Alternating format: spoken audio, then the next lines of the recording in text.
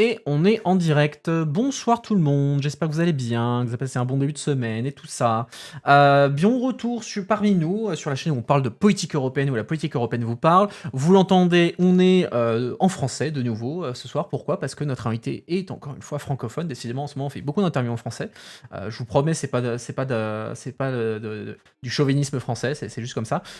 Donc aujourd'hui, qu'est-ce que j'ai pour vous? On reçoit aujourd'hui une députée européenne, Tilly Metz, du groupe des Verts. Donc on est à gauche sur la gauche de l'hémicycle au Parlement européen. Elle est députée européenne luxembourgeoise depuis 2018, donc ça veut dire elle est arrivée sur la fin du dernier mandat et c'est son deuxième mandat techniquement. Elle a 55 ans et elle est membre de la commission de l'environnement, de la santé publique et de la sécurité alimentaire. Elle est membre de la commission des transports et du tourisme et de la commission spéciale sur le Covid. Elle est aussi suppléante en commission de l'agriculture et du développement durable. Dans tout ça, pour vous donner un petit ordre d'idée, elle travaille beaucoup, donc évidemment sur les questions agricoles, la question de bien-être animal. On pourra peut-être parler aussi un peu des questions de tourisme durable. Quoi d'autre on pourra discuter? Ah oui, évidemment les questions de santé. Donc on va pas manquer de sujets de discussion ce soir, je vous l'assure. Mais avant qu'on s'en dans tout ça, comme d'habitude, petit rappel des règles pour ceux d'entre vous qui sont potentiellement nouveaux avec nous ce soir. Donc Malmetz va rester avec nous pendant à peu près une heure, après quoi elle pourra aller profiter du reste de la soirée et se reposer parce que je comprends qu'elle revient d'Amérique centrale, donc elle est un peu jetlaguée. Elle en aura bien besoin d'un peu de repos. Mais vous, pas de bol, vous n'allez pas pouvoir aller vous coucher. Vous allez devoir rester avec moi pendant une petite demi-heure après l'interview pour débriefer ce que vous en avez pensé, discuter des différents thèmes qui ont été évoqués, répondre à des questions complémentaires et tout ça, tout ça. Comme d'habitude, j'ai préparé les questions de mon côté, mais vous pouvez bien entendu réagir et suggérer vos questions dans le chat. C'est là pour ça et moi je vais garder un œil là-dessus. Comme d'habitude, faites vos suggestions dans la bonne humeur et sans spammer et je reprendrai tout ça. Évidemment, tout ça, on est sur une chaîne sur la politique européenne, donc pas de questions sur la politique nationale, sauf si c'est lié à l'Union européenne. Sinon, ça passe à la trappe, on se contente de parler de politique européenne. Et bah écoutez, je crois que c'est à peu près tout ce que j'ai à vous dire en introduction, et bah du coup, on va se lancer. Bonsoir Télimets, merci beaucoup de prendre le temps d'être avec nous ce soir, surtout après un retour d'Amérique du Sud, d'Amérique centrale, pardon. Vous êtes effectivement jetlagué, donc d'autant plus reconnaissant que vous preniez le temps. Donc vous m'avez entendu faire une petite introduction, expliquer qui vous êtes, dans quelle commission vous êtes. Est-ce qu'il y a des éléments complémentaires que vous voudriez ajouter avant qu'on commence l'interview en tant que telle? Bonsoir, bonsoir tout le monde. Non, je trouve que vous m'avez très bien présenté les commissions dans lesquelles je suis active. Non, je dis toujours, le fil conducteur entre tout ça, c'est un peu, je lutte contre tout genre d'abus de pouvoir, contre les minorités, contre les personnes avec un handicap, donc les abus du pouvoir envers eux, mais aussi envers tout ce qui est l'environnement, les animaux. Donc c'est un peu le fil rouge de mon travail. Bah, commençons un peu par vous, avant de nous lancer dans les commissions parlementaires. Vous êtes députée européenne maintenant, mais qu'est-ce qui a été pour vous, on va dire, l'étincelle qui vous a lancé en politique? À quel moment vous vous êtes dit, je vais me lancer je vais faire de la politique? Je suis entrée au parti des écolos en 2001 et ce qui m'a attirée, c'est les contenus, le programme. J'étais à ce moment-là prof de psychologie et je voulais m'engager pour une autre politique dans le domaine de l'éducation, surtout dans le domaine des personnes et des enfants ayant un handicap. Et j'ai lu le programme des Verts au Luxembourg. Je me suis dit, il représente exactement ce que je veux défendre. Et il y avait un groupe de travail éducation, donc je l'ai rejoint. Et c'est à travers un groupe de travail que j'ai rejoint alors les écolos. Puis je suis devenue porte-parole pour les Verts au Luxembourg. Je suis devenue maire d'une municipalité rurale. Et voilà, comme vous avez dit, en juillet 2018, dans des circonstances pas évidentes, parce que c'était suite à un décès de notre secrétaire d'État écolo, que le député qui était à Bruxelles est rentré au Luxembourg et que moi j'étais deuxième élue et je suis venue au Parlement européen donc en juillet 2018 où je suis très heureuse, je dois dire. Alors du coup, vous l'avez dit, vous êtes arrivé au Parlement européen en juillet 2018, donc à la toute fin, enfin quasiment à moins d'un an avant les élections européennes de 2019. Comment ça s'est passé? Vous arrivez vraiment à un moment où il y a plus de travail vraiment parlement, enfin plus de nouvelles initiatives législatives. Sur les dernières années de mandat, en général, on essaie plus de vider les tiroirs pour s'assurer qu'il y ait plus de législation qui traîne pour le mandat suivant. Donc, comment ça se passe quand on arrive à la dernière année de mandat? Bah, je dois dire, j'ai quand même repris de mon prédécesseur des dossiers assez importants, le InvestEU, entre autres.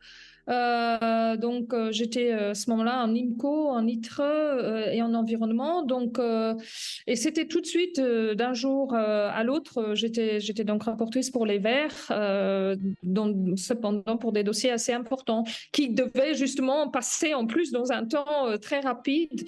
Et j'étais un peu parachutée, mais je dois dire que l'accueil des Verts, des écolos au Parlement européen était très chaleureux oui, très, très bienveillant. Donc, et puis, il y a des advisors, donc tous les conseillers qu'on a au niveau du Parlement, les formations qu'on peut faire. Donc, si on veut faire un bon boulot, on a vraiment les ressources humaines, on peut faire des formations. Donc, j'ai fait tout ce que j'ai pu pour vite apprendre. Mon équipe m'a envoyé très vite aussi dans des missions à travers l'Europe pour bien comprendre ce que ça signifie, tout ce qui est plus ITRE, donc tout ce qui est plus économie, industrie, puisque c'était pas vraiment le domaine d'où moi je venais en tant que psychopédagogue, psychologue. Donc j'ai appris vite, mais c'était hyper intéressant et tout ça entouré d'une très chouette équipe. Ça fait beaucoup qu'on tienne le coup et qu'on s'y Mhm. retrouve. Alors, ça, c'était en 2018. Maintenant, on est en 2022. Vous êtes notamment dans la commission de l'environnement, donc la commission Envie, grande commission du Parlement européen, très importante. Ça n'aura échappé à personne. En ce moment, on est un petit peu dans une crise de l'énergie, donc il y a beaucoup d'inquiétudes sur ça. Et ça tombe bien, l'Union européenne n'a pas attendu 2022 pour s'intéresser à l'énergie. Une décision qui a fait couler beaucoup d'encre, c'est ce qu'on appelle la taxonomie verte. Donc cette espèce de label européen pour inciter les investissements dans les énergies renouvelables ou de transition. Si je me trompe pas, vous vous êtes opposé à cette taxonomie verte. Et d'ailleurs, tout comme votre pays, hein, le Luxembourg a justement attaqué avec l'Autriche cette taxonomie verte devant la cour de justice de l'Union européenne. Est-ce que vous pouvez nous expliquer brièvement pourquoi vous êtes opposé à cette taxonomie verte? Ben, comme vous avez très bien expliqué, en fait, cette taxonomie doit orienter les investissements futurs et on voudrait, à travers les investissements qui sont évidemment clés pour booster, pour soutenir les énergies renouvelables, mais si dans une taxonomie, donc une taxonomie, il faut comprendre ça un peu comme une classification, et si dans cette taxonomie où on veut soutenir certaines énergies, on met le gaz et le nucléaire, même si c'est qu'en mesure de transition, je trouve que c'est pas la bonne voie. Parce c'est clair, d'un côté, il s'agit pas d'interdire quoi que ce soit, mais ça oriente les investissements futurs. Et surtout en étant dans une crise énergétique où on s'est rendu compte aussi de notre dépendance par rapport à des pays comme la Russie, il est hyper important de ne pas utiliser cet argent pour booster, pour continuer à soutenir des énergies fossiles, voire des énergies inefficaces, chères et inefficientes, parce que les centrales nucléaires, le temps qu'elles ont fini, c'est pas ça qui nous sauvera, sans parler de c'est une énergie chère qu'elle nous rend de nouveau, qu'elle nous pousse de nouveau vers des dépendances, puisque de l'uranium, on n'en a pas beaucoup en France, ni au Luxembourg, donc il faut de nouveau l'importer par des pays comme Kazakhstan ou Niger. Donc, ce n'est pas la solution. Donc, c'est clair que notre position des Verts au Parlement européen, il ne faut pas que le nucléaire et le gaz, énergie fossile, continuent à être subventionnés, mais il faut prendre tout cet argent et l'orienter vers les énergies renouvelables, plus efficientes, moins chères et qui nous donnent notre indépendance énergétique. Alors, toujours dans ce contexte de l'énergie, vous avez mentionné qu'effectivement, il y avait dans la taxonomie verte le nucléaire, et selon vous, le nucléaire n'est pas une énergie qu'il faudrait encourager. Mais du coup, quelqu'un avait posé la question, qu'est-ce qu'on fait du nucléaire? Vous êtes pour, vous êtes contre l'énergie nucléaire? Ça n'a pas sa place dans le mix énergétique européen? Qu'est-ce qu'on en fait? Bah avec le nucléaire, regardez en France combien de centrales nucléaires ont des problèmes techniques, des problèmes de fonctionnement. Donc même un pays pour la France qui à un certain moment s'est dit on va investir de façon cohérente et conséquente dans l'énergie nucléaire, où est-ce que ça nous a mené? Beaucoup de pannes, beaucoup de problèmes, sans parler du problème central de l'énergie nucléaire qui sont quand même toujours les déchets. Il faut savoir que les déchets, il faut les refroidir, il faut les maintenir dans de l'eau froide pendant 80 ans au moins, mais pour qu'elle ne soit pas hyper dangereuse. Donc, ce refroidissement, encore, ça va coûter de l'énergie. Il y a de l'eau chaude qui ressort alors près des centrales nucléaires qui vont dans nos rivières. Donc, ça perturbe de nouveau tout un écosystème, sans parler de tous les autres problèmes que je viens de dire, que l'uranium, c'est aussi une dépendance qu'on aura, que ce n'est pas efficient, qu'elle ne fonctionne pas. Donc, pour moi, outre le danger qu'elle génère, le problème des déchets, moi je parle des 80 années où il est important de les refroidir, mais au-delà de ça, le danger reste aussi. Mais pendant 80 années, c'est déjà clair qu'il faut les refroidir de façon intense. Donc pour moi, ce n'est vraiment pas la solution ni pour l'environnement, ni pour l'efficience, ni pour le coût. Oui. Et du coup, bah, ça me fait un peu ma transition vers pour ma question suivante, c'est du coup, si, c'est quoi vos propositions pour assurer une production d'électricité dans l'Union Européenne pour le futur, sachant que ça va être une production d'électricité qui doit être croissante, hein, vu qu'on se dirige de plus en plus vers les voitures électriques, etc. Donc on va avoir des besoins d'électricité qui vont accroître dans l'Europe. Donc comment vous proposez de faire face à ces besoins futurs? D'abord, je reviens quand même à votre affirmation que l'énergie doit forcément être croissante. Je pense qu'il faut être honnête aussi et véridique avec les gens. Il faut arrêter de dire dans tous les domaines, il faut une croissance non-stop. On a une planète avec des ressources limitées, donc dire que dans tous les domaines, que ce soit économique ou autre, il faut une croissance non-stop dans un monde à ressources naturelles limitées, pour moi, est un peu une absurdité. Donc, effectivement, si on remplace chaque voiture avec un moteur à combustion, avec une voiture électrique, c'est pas que ça qui nous sauvera, c'est clair. Donc, il faut aussi partir à l'aventure pour une autre façon de vivre. Et moi, je dis toujours, ce n'est pas, contrairement à ce que les gens disent, oui, vous les écolos, vous voulez tous nous interdire. Non, c'est découvrir justement, mais qu'est-ce qui est vraiment important dans la vie, qu'est-ce qui est vraiment la qualité de la vie. Moi, je dois dire, depuis, par exemple, ça fait une dizaine d'années que je mange plus de viande, mais j'ai découvert des goûts que je connaissais pas. Depuis que je prends moi ma voiture, je découvre des rues, je découvre des murs. Donc pour moi, ce n'est pas une politique de renonciation, mais c'est vraiment revenir à qu'est-ce qui est vraiment important, qu'est-ce qui est vraiment la qualité de la vie. Et par exemple, quand on prend moins la voiture, on bouge plus, on se sent mieux. Donc pour moi, c'est plutôt une politique de la découverte plutôt qu'une politique du refus ou du renoncement. Et du coup, enfin, toujours sur sa question énergétique, Oui, pardon. comment on fait évoluer le mix énergétique? Oui, pardon, je n'ai pas vraiment Pas de répondu. souci, hein, c'est pour ça que je vous relance, hein. Non, non, mais c'est très bien. Mais justement, les énergies renouvelables, il faut de façon cohérente et conséquente, même si je crois qu'il faut être honnête avec les gens et arrêter de parler de croissance illimitée. Il faut aussi, bien sûr, essayer de réduire notre consommation énergétique, de mieux isoler nos maisons. Et puis, il faut, de façon cohérente et conséquente, investir dans les énergies renouvelables, que ce soit la géothermie, que ce soit le soleil, que ce soit le vent. Donc, tout ce qui est énergie renouvelable et arriver aussi à mieux stocker ces énergies-là, parce que les gens ont raison quand ils disent oui, il n'y a pas tout le temps du vent, il n'y a pas tout le temps du soleil. Justement, il faut devenir plus performant encore dans le stockage par rapport à ces énergies renouvelables. Dernière question sur le climat, avant qu'on change un peu de sujet. Vous avez travaillé sur ce qu'on appelle le Fonds social pour le climat. Est-ce que vous pouvez nous expliquer un peu c'est quoi concrètement ce fonds? C'est fait pourquoi? Mais c'est très important quand on parle de transition écologique qu'on pense à tout le monde. Et il y a des gens qui vraiment ont maintenant besoin d'un soutien spécifique, que ce soit au niveau, des entreprises, bien sûr, mais aussi au niveau des ménages.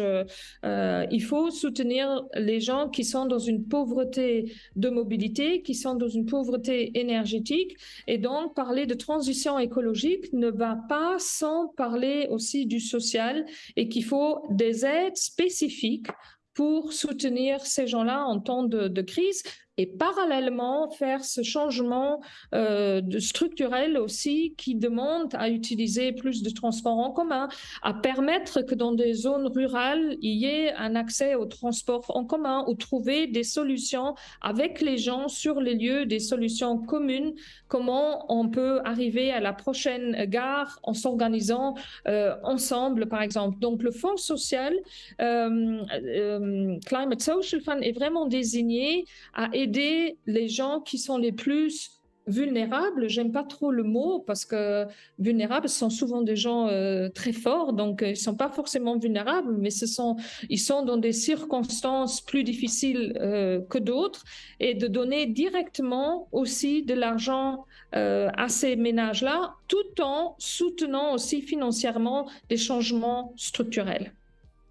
Alors toujours sur cette question de l'impact social entre guillemets du changement climatique, quelque chose qu'on a vu s'est développé, on l'a vu d'abord en France avec le mouvement des Gilets jaunes, ou qui a commencé comme étant un mouvement d'opposition à justement une taxation sur le carburant qui a été faite dans le cadre justement du financement de la lutte contre le changement climatique. Il y a eu une forte résistance sur ça, et depuis un certain nombre de pays ont des réticences à prendre des forts engagements en matière climatique, parce qu'ils ont toujours peur que au final leur population leur retomberait dessus et ne soutiendrait pas ce genre de mesures, parce que ça aurait un impact sur leur vie de tous les jours. Donc comment est-ce qu'on rend socialement acceptable on va dire, les mesures parfois radicales qui doivent être prises pour lutter justement contre le changement climatique?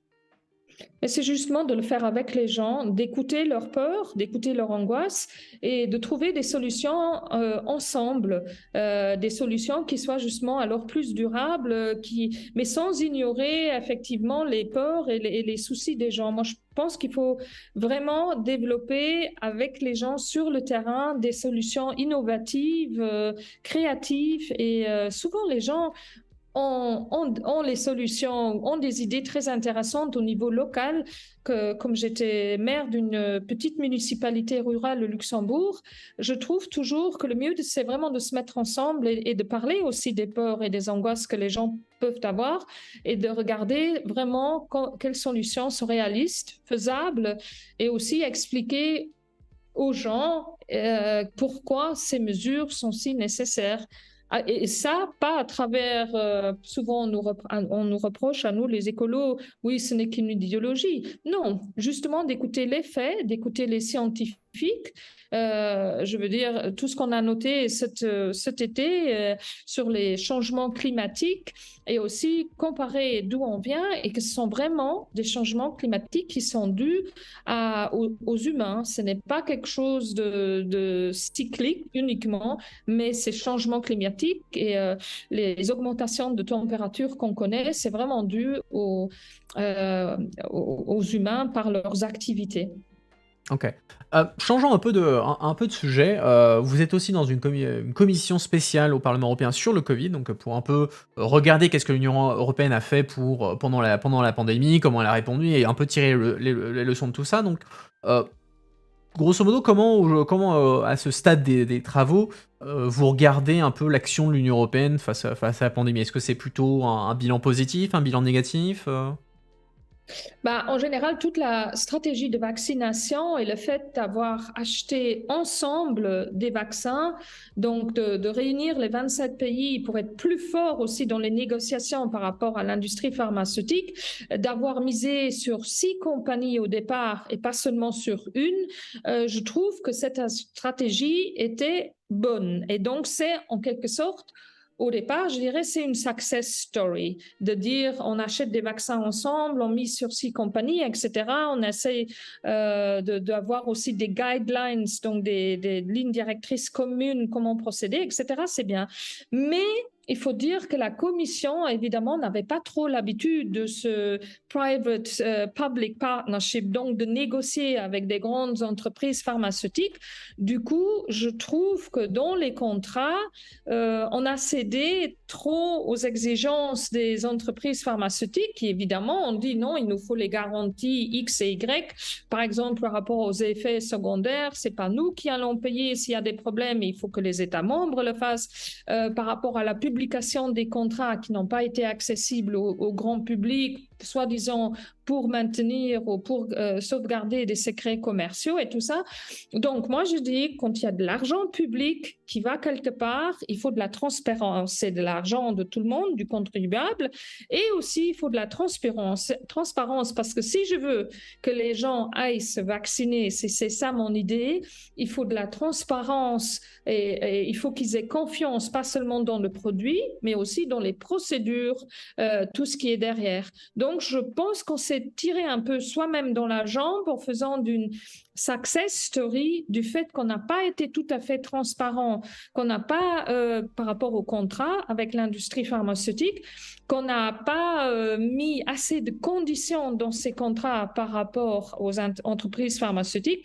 On a peu nuit à cette success story. Et c'est pour ça que nous, les écolos, on prend aussi la commission devant le tribunal parce qu'on demande une transparence de 100% et pas seulement pour les députés européens, mais pour tout le monde, pour avoir accès à ces contrats et aussi pour que les gens puissent savoir mais combien a été mis de cet argent public dans la recherche et développement, quels ont été les bénéfices, etc. Il faut plus de transparence et d'accès aux informations par rapport au grand public, tout en préservant, si nécessaire, les secrets commerciaux, si peu soit-il qu'ils existent, par rapport à une pandémie où, de toute façon, il faut lever les propriétés de droits intellectuels pour que tout le monde ait accès au vaccin. En parlant de transparence, hein, une affaire qui a fait un peu de bruit, au minimum à Bruxelles, sur la question de ces contrats, c'est l'implication de Ursula von der Leyen dans les négociations avec notamment l'entreprise Pfizer, une entreprise pharmaceutique qui fournissait des vaccins. Et il s'est avéré que Ursula von der Leyen s'était vantée dans la presse que, à un moment donné, elle s'était personnellement investie dans les négociations en échangeant directement, notamment par SMS avec le patron de Pfizer. Or, quand on lui a demandé, bah tiens, quels étaient les échanges avec Pfizer, Ursula von der Leyen a refusé de donner ces informations et la Commission européenne a aussi refusé de donner ces informations en prétextant que ces SMS ne rentraient pas dans le cadre des documents officiels de la Commission européenne qui devraient être transmis au public.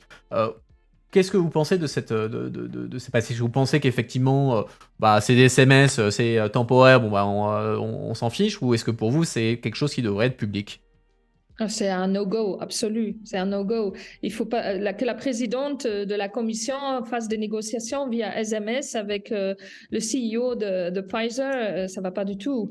Donc non, ça m'a choqué. Il faut de la transparence aussi par rapport aux messages qui effectivement ont circulé. Moi, d'ailleurs, ce n'est pas clair quelles ont été exactement les instances qui ont négocié ces contrats. Donc là aussi, sur tout ce groupe de négociateurs, outre Madame von der Leyen, il faut qu'on soit clair et qu'on ait toutes les informations, qu'il n'y ait pas d'intérêt personnel de ces négociateurs par rapport à ces grandes firmes pharmaceutiques. Donc c'est quelque chose que, à l'avenir, évidemment, c'est des leçons à tirer et c'est pour ça qu'on a une commission spéciale sur les leçons à tirer de la pandémie et aussi comment les contrats et comment les négociations se sont faites. C'est des leçons importantes à tirer parce que même si les intentions étaient bonnes, comme on dit le proverbe français, l'enfer est pavé de bonnes intentions et ça, c'est pour moi des no-go absolus. Alors, on en a parlé un petit peu, enfin, vous l'avez évoqué un petit peu avant, il y a la question de la confiance des citoyens européens vis-à-vis des vaccins. Et on a vu une grande montée du mouvement anti-vax, donc il y a des gens qui sont opposés à la vaccination, que ce soit sur le Covid ou autre chose, pendant la pandémie. Maintenant que, entre guillemets, je ne vais pas dire que c'est passé, mais bon, on va dire que le pire de la pandémie est quand même derrière nous, est-ce qu'il doit y avoir une réponse européenne à cette montée des mouvements anti-vax, ou est-ce qu'on dit, ok, c'est un truc qui s'est passé pendant la pandémie et ça va se calmer tout seul? Non, je pense que là aussi, c'est des leçons à tirer par rapport à la fake news, à la désinformation qui a eu lieu notamment sur beaucoup de réseaux sociaux. Et de l'autre côté, je pense quand même à nouveau aussi qu'il faut prendre au sérieux les inquiétudes des gens et pas se moquer des gens qui sont anti-vax prendre au sérieux ces inquiétudes. Moi, j'ai toujours dit aux gens qui veulent pas se faire vacciner pour des raisons qui sont les leurs. Mais quel est votre plan pour sortir de cette pandémie? C'est pas que, honnêtement, hein, c'est pas qu'avec que j'ai sauté de joie pour me faire. Maintenant, j'ai eu comme je suis partie en Amérique centrale, j'ai eu 4 vaccinations. C'est pas que je trouve ça absolument maintenant génial, mais de l'autre côté, je vois pas d'autres solutions pour, comment on dit ça en français, embriguer, pour contenir Mhm. cette pandémie. Mais je pense qu'il faut aussi prendre très au sérieux les inquiétudes des gens et lutter, mieux lutter contre tout ce qui est fake news, désinformation, toutes les histoires de complotisme qui ont été faites par rapport à la vaccination. C'est quand même, ça pose question, il faut l'analyser, il faut... Ouais. Et est-ce que vous avez des discussions au sein de la commission Covid avec, entre députés justement sur cette question des antivax et avec éventuellement des députés européens qui défendraient les antivax en disant non, ils ont raison de s'opposer au vaccin, ou il y a consensus dans le PE sur le fait que les vaccins c'était l'approche à suivre? Bah non, maintenant on a le spécial Covid comité, donc et il y a aussi souvent sont plus des gens de l'extrême droite maintenant qui ont leur théorie anti-vax. Moi je pense que c'est un des sujets, une des leçons à tirer, mais il faut pas non plus ni se focaliser sur eux ni sur cette thématique. En gros, en Europe, les gens ont quand même fait confiance et se sont fait vacciner. D'accord. Alors changeons encore une fois de commission parlementaire, on va aller un peu en commission des transports, où vous travaillez également. Un sujet qui est assez chaud en ce moment et qui est lié au transport, même si en fait c'est pas un sujet que les gens, enfin c'est pas envisagé sous l'angle du transport, c'est la question des travailleurs des plateformes, donc les conducteurs Uber, etc. C'est un dossier sur lequel vous avez travaillé. Il y a une proposition qui est mise sur la table de la Commission européenne. Qu'est-ce que vous pensez de ce que la Commission européenne a fait pour encadrer le travail de ces travailleurs de plateforme? Bah, tout d'abord, je suis très contente qu'on prenne là une initiative européenne par rapport à toutes ces platform workers, comme on les appelle. Donc, contrairement au nom platform workers, ça fait penser que ce sont des gens qui travaillent sur une plateforme, je sais pas moi, pétrolière en pleine mer. Non, c'est pas ça. Donc, c'est tous les gens qui travaillent pour Weedly, Uber et tout ça. Et le problème, c'est qu'on fait croire à ces gens que ce sont des indépendants alors que ce ne sont pas des indépendants, qu'ils travaillent bien pour une plateforme. Et donc, il y avait ces grandes firmes qui essayent et qui continuent d'essayer d'avoir que ces gens ont un troisième statut, donc ni employé, ni indépendant, mais une sorte de troisième statut. Et moi, je trouve que là aussi, de nouveau, il faut être honnête avec les gens. Et comme j'ai dit au début, il ne faut pas abuser des gens, leur faire croire que vous êtes indépendant, mais en fait, vous ne l'êtes pas. Vous travaillez pour une plateforme, vous êtes évalué, il y a un algorithme qui décide, qui oriente aussi les tâches, etc. Donc, il faut être clair par rapport aux gens qui sont des employés. Et si on est employé, on a droit à une sécurité sociale, on a droit à un congé payé, etc. Et tout ce qui s'ensuit. Donc, personnellement, moi, je me suis battue qu'on considère ces gens pas comme des indépendants, parce qu'en fait, ils ne le sont pas, mais comme des employés. Mais du coup, dans la commission de transport, c'est pas évident parce qu'il y a beaucoup de forces plutôt conservatrices, donc c'est difficile de défendre ces idées-là, mais je pense que dans la commission emploi, qui était plus, on a développé plus ces idées-là. Mais, et du coup, vous l'avez dit dans la commission de transport, les députés ne sont pas nécessairement convaincus par ce que vous dites. Quel est leur argument en fait pour s'opposer entre guillemets à ce que la commission propose, c'est-à-dire que ces gens-là, les conducteurs Uber, Deliveroo, etc., soient considérés comme des employés et pas comme des indépendants? Donc, eux, ils veulent qu'ils soient considérés comme des indépendants, hein, donc pas comme des... Oui, oui, oui, bien sûr. Mais c'est quoi leurs arguments pour défendre ça? Leurs arguments, c'est, mais écoutez, les gens, c'est eux qui veulent travailler de façon plus flexible, mais souvent ce sont des gens qui sont des réfugiés ou des gens qui sont déjà dans une situation vulnérable. Et c'est vrai, là, c'est vrai, ça donne un emploi à des gens qui autrement auraient difficile à trouver un emploi. Mais c'est pas parce que ce sont des gens en situation vulnérable qu'il faut profiter d'eux, parce que souvent, aussi la plateforme, elle prend un certain pourcentage, souvent sur chaque trajet. Ils ne garantissent ni l'entretien de la voiture, ou en tout cas pas toutes les plateformes. Ils n'ont pas de congés payés. Donc c'est vraiment pousser souvent les gens dans des situations où ils sont, en plus par ces plateformes et ces algorithmes évalués, etc., qui poussent les gens dans des situations où ils sont épuisés, où ils sont livrés à des conditions de travail où ils travaillent je ne sais pas combien d'heures par jour, et la plateforme qui est quelque part aux Pays-Bas ou je ne sais pas où, qui prend autant de pourcentage sur chaque trajet. Donc c'est un système tel qu'il est maintenant, qui est injuste par rapport à ces travailleurs. Et leur argument, c'est très clairement, bah oui, mais sinon, ils n'auront pas de boulot non plus. Et puis, ce sont quand même, c'est très pratique pour les gens. Oui, c'est vrai. Uber, le système, l'application en soi, elle est hyper pratique. On voit où il est, combien ça coûte. Donc, pour les clients, c'est très pratique. Donc, l'application en elle est très intéressante, mais on peut avoir cette application tout en respectant, d'ailleurs, c'est ce que j'espère, ce que mon pays va faire. Donc, garder l'idée de cette application, mais que ce soit géré peut-être par l'État, et que clairement les gens soient plus dans des conditions protégées quand ils sont malades, quand ils ont un accident, pour avoir du congé payé comme il est le cas maintenant, qui est un système d'exploitation que je trouve euh, qu'il ne faut pas avoir. Et j'ai parlé avec ces entreprises, eux, ils disent, mais non, nous, on va leur donner une certaine sécurité, laissez-nous gérer ça.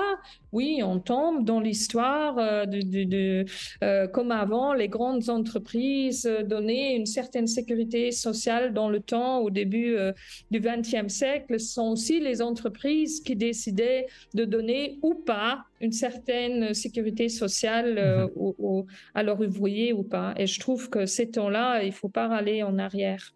Et toujours sur ces services de plateforme, donc les Uber par exemple, en termes de, vous l'avez dit, oui, ces applications, elles sont utiles pour les consommateurs, etc.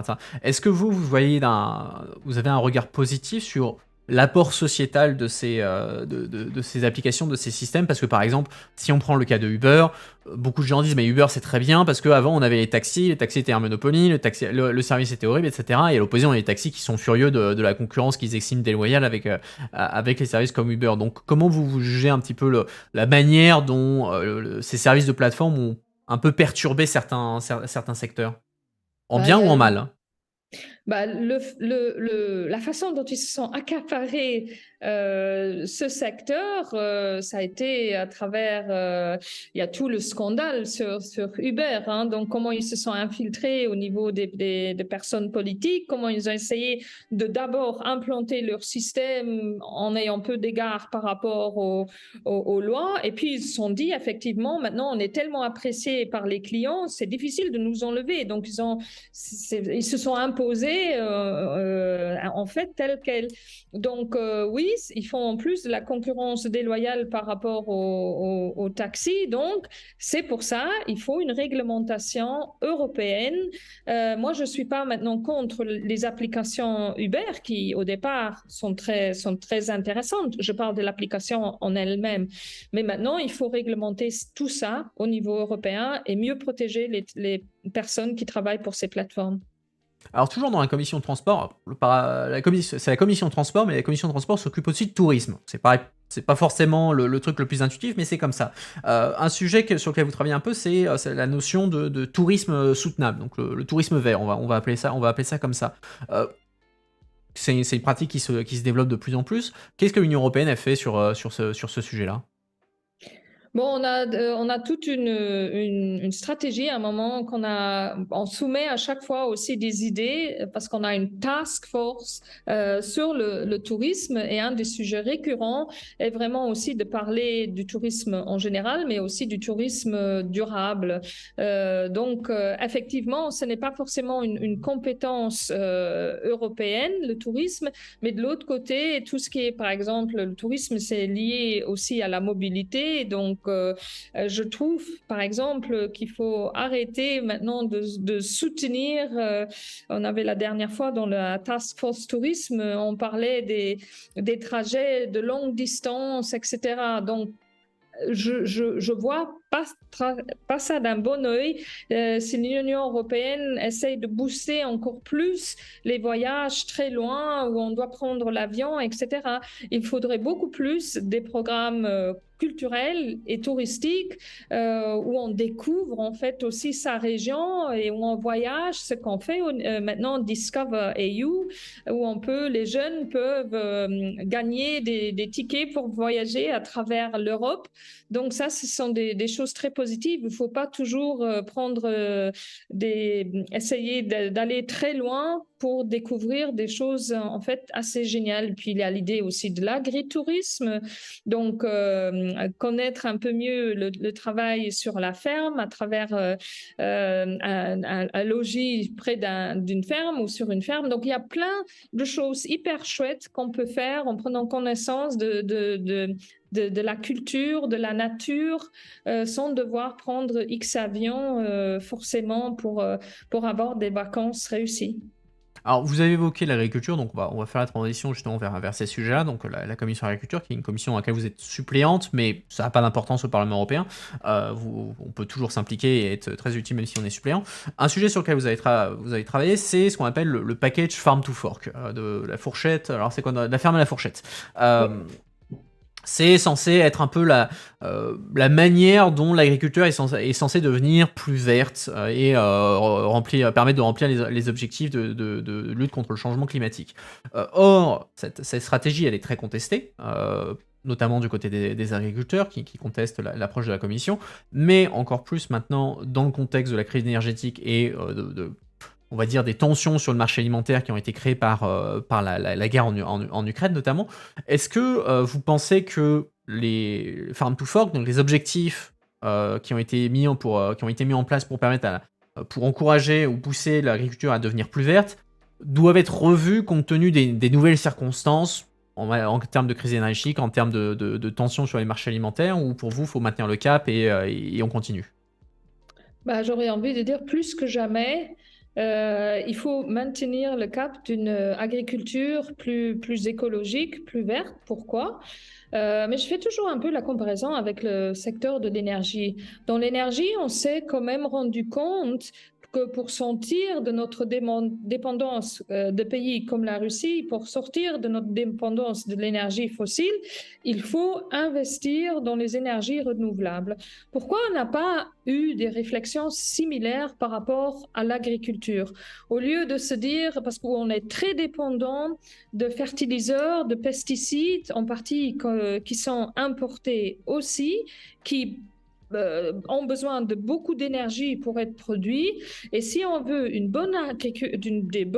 bons produits et une agriculture de l'avenir, il faut au contraire maintenir ou restaurer les terres pour que les terres, si elles sont saines et pas remplies de pesticides, les terres, elles deviennent mortes. Et à moyen et à long terme, on produit moins sur ces terres qui sont pleines de pesticides qui sont mortes. Donc, plus que jamais, on devrait se dire dans le domaine de l'agriculture, pour garantir la sécurité alimentaire, au contraire, la solution, c'est l'agroécologie, c'est plus une agriculture verte, moins intensive, plus locale, plus régionale et qui soit plus proche aussi des consommateurs au lieu de pousser les paysans dans une dépendance par rapport aux pesticides qui coûtent cher, qui les rend dépendants par rapport à des pays tiers, comme on l'a vu maintenant maintenant par rapport aussi à dépendance par rapport à la Russie ou du gaz aussi de Russie pour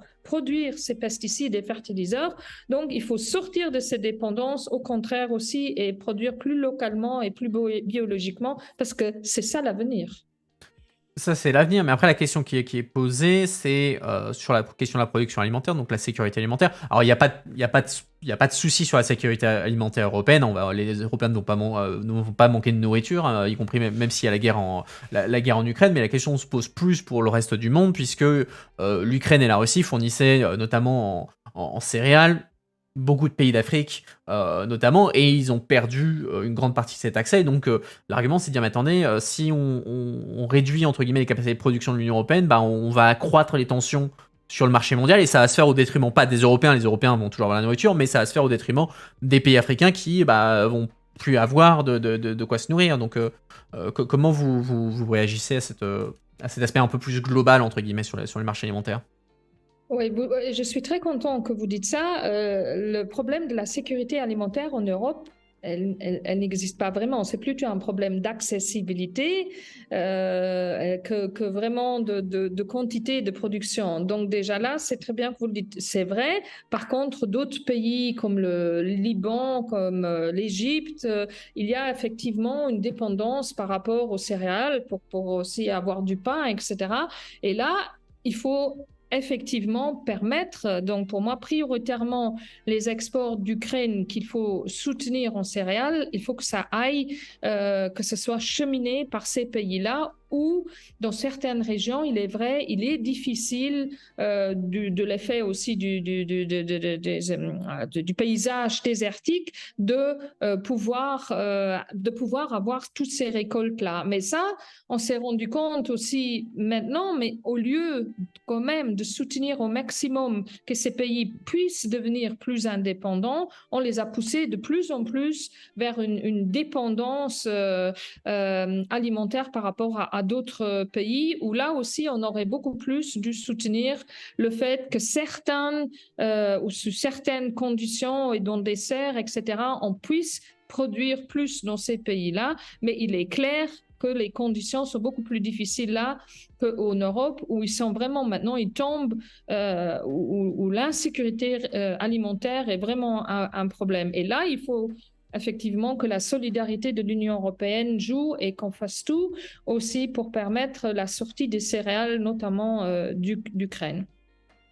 Alors, toujours sur la commission agriculture, mais sur un autre sujet cette fois-ci, c'est la question du bien-être animal. C'est un sujet sur lequel vous avez été vice-présidente du groupe de la commission spéciale sur le bien-être animal, si je ne me trompe pas. J'étais présidente de la Présidente. commission d'enquête sur la protection des animaux pendant le transport. Alors du coup, concrètement, alors, cette commission, elle est terminée, hein, c'était une commission d'enquête, donc elle avait une durée limitée, c'est terminé. Est-ce que vous êtes satisfaite, déjà, à quoi servait cette commission d'enquête, et est-ce que vous êtes satisfaite du résultat de cette commission d'enquête? Oui et non. D'un côté, je suis très satisfaite parce que on a fait beaucoup de hearings, donc on a écouté beaucoup d'experts sur le sujet, mais on a aussi été sur le terrain, on a fait faire des analyses, tout ça. Parce qu'on sait dans le transport des animaux que la réglementation existante sur la protection des animaux pendant le transport n'est pas respectée. On a essayé de comprendre où sont les responsabilités. On a travaillé aussi, j'étais aussi sur le terrain avec des ONG. La commission a été aussi sur le terrain, comme je l'ai dit, à plusieurs reprises. Donc, on a été sur la frontière près de la Turquie de l'Union européenne parce qu'il y a 10% des animaux sont transportés vivant en dehors de l'Union européenne. Donc, on sait qu'il y a des problèmes, non seulement à travers des NGO, des ONG, mais on le sait aussi à travers des audits qui ont été faits au niveau de l'Union européenne. Donc, on a fait un rapport, on a fait des recommandations. Le rapport, il montre bien tous les problèmes qu'il y a, qu'il les confirme. Et dans les recommandations, on a évolué par rapport à la réglementation existante. Elle est beaucoup plus stricte. Les recommandations Mais pour moi, ces recommandations ne vont pas assez loin. Par exemple, quand on dit une limite de transport maximum de 8 heures, mais ce sont une limite de 8 heures pour les animaux destinés à être mangés, à être tués, et pas pour tous les animaux, parce qu'il y a certains animaux qui sont transportés pas pour être tués tout de suite, mais pour être engraissés, par exemple. Donc, moi, j'aurais voulu des recommandations plus ambitieuses aussi pour protéger, par exemple, les animaux non sevrés, pas seulement par rapport aux veaux, mais par exemple aussi par rapport aux moutons. Donc, il y a des faiblesses encore dans ces recommandations et maintenant, c'est à la Commission de venir l'année prochaine avec une nouvelle proposition pour cette réglementation de la protection des animaux pendant le transport. Et là, j'espère qu'on pourrait même, qu'on pourra aller plus loin même que les recommandations que nous on a fait, même s'il y a un progrès, pour moi, ça va pas assez loin, notamment en ce qui concerne aussi les exportations d'animaux vivants en dehors de l'Union européenne. Mais au moins, ça aura alimenté, on va dire, les réflexions de la Commission européenne, parce qu'évidemment, la Commission européenne, elle fait son travail sur ça et elle va regarder ce que le Parlement pense. Hein. Évidemment, c'est le but de ce travail non législatif, parce qu'effectivement, la Commission d'enquête, elle n'a pas fait une directive, elle n'a pas fait une loi, c'est ce que pense le Parlement européen sur ce sujet-là, compte tenu de l'événement. Alors, on va sortir cette fois de Bruxelles, on va se rapprocher de chez vous, on va parler un peu de Luxembourg. Alors, je vous l'ai dit, la semaine dernière, j'avais votre collègue Charles Goerens qui était sur la chaîne, donc du coup, j'ai repris un peu, pas exactement les mêmes questions, les mêmes sujets à peu près, pour pouvoir un peu voir comment vous positionnez, pour voir sa différence, etc. Donc, vous ne l'ignorez pas, vous avez été député en 2018, le dernier président de la Commission européenne était luxembourgeois, Jean-Claude Juncker. Quel regard vous portez sur sa présidence en tant que luxembourgeoise? euh, qu'il a fait certaines choses, notamment il défendait quand même beaucoup le pilier social, donc que l'Union européenne ne doit pas seulement se tourner autour d'un grand marché intérieur, mais qu'il faut un pilier social qui garantisse justement des droits aux travailleurs. Donc là, je trouve qu'il a fait des poussées qui vont dans ce sens-là, que je trouve positif. De l'autre côté, tout ce qui est climat, environnement, c'était pas vraiment son truc, hein, j'aurais envie de dire. Donc là, je regrette qu'il y a pendant sa présidence pas eu plus d'initiatives dans ce sens-là. Et au Luxembourg, enfin j'espère que les gens étaient au courant que le président de la commission était luxembourgeois. En plus, Jean-Claude Juncker, c'est pas n'importe qui au Luxembourg. Est-ce que c'est quelque chose qui, enfin, je vais pas en dire que c'est une fierté pour le Luxembourg de pouvoir dire, bah tiens, on a eu un président de la Commission européenne, mais est-ce que ça a un impact un peu sur la vision que les Luxembourgeois peuvent avoir de l'Union européenne, ou c'est quelque chose d'assez neutre, c'est juste un dirigeant parmi d'autres? Non, Jean-Claude Juncker, il faut quand même dire, il a marqué en tant que politicien national et puis en tant que président. D'ailleurs, on avait déjà un président de la commission Oui, tout à Santer fait. avant. Ouais, non, mais c'est quelqu'un qui ne laisse pas indifférent, c'est clair. Et c'est un pro-européen, ça c'est clair aussi, qu'il a défendu de toute son âme le projet européen, c'est clair pour tout le monde aussi.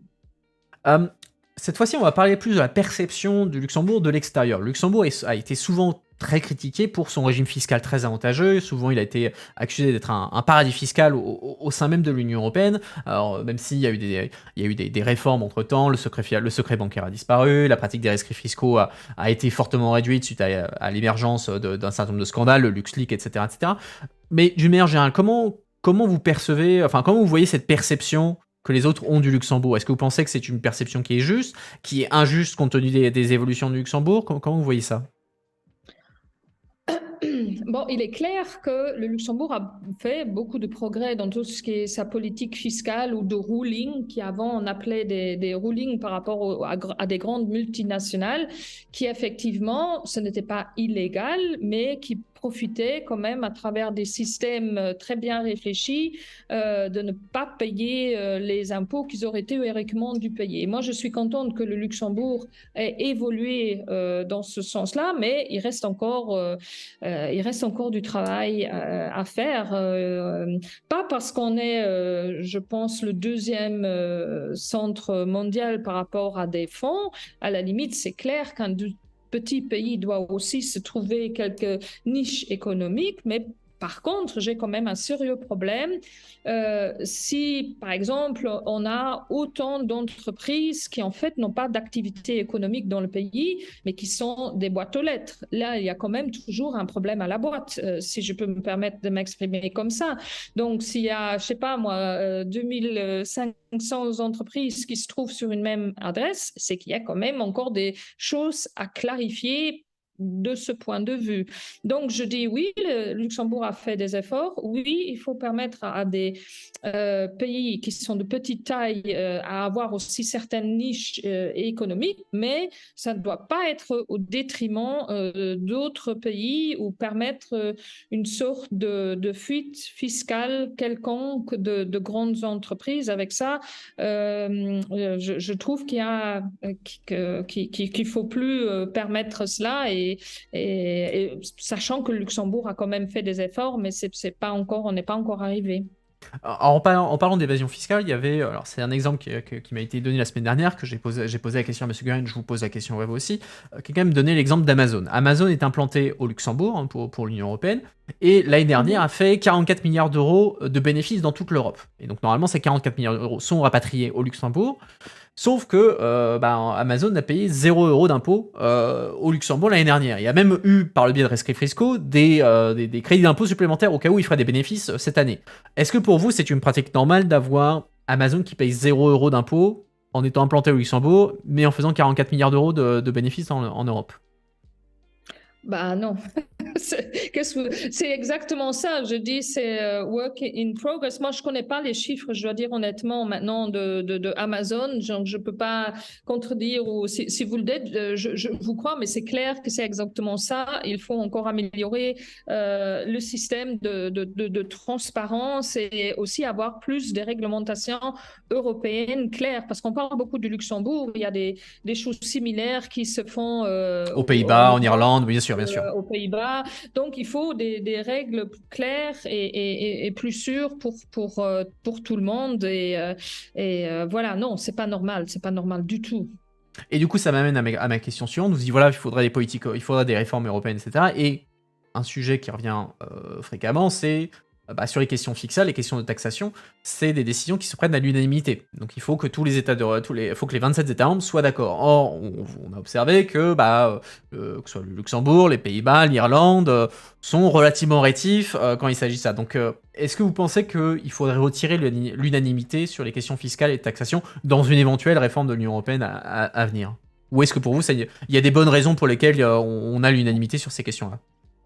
Non, il faut être. Si on veut défendre le projet européen, et si on veut que ce projet européen avance, on ne peut pas être d'accord avec cette unanimité, hein. Sinon, on n'avance pas. Parce qu'il y aura toujours, pour l'un pays, il y aura ça, pour un autre, il y aura ça, il y aura toujours des intérêts nationaux qui fera qu'on bloque tout.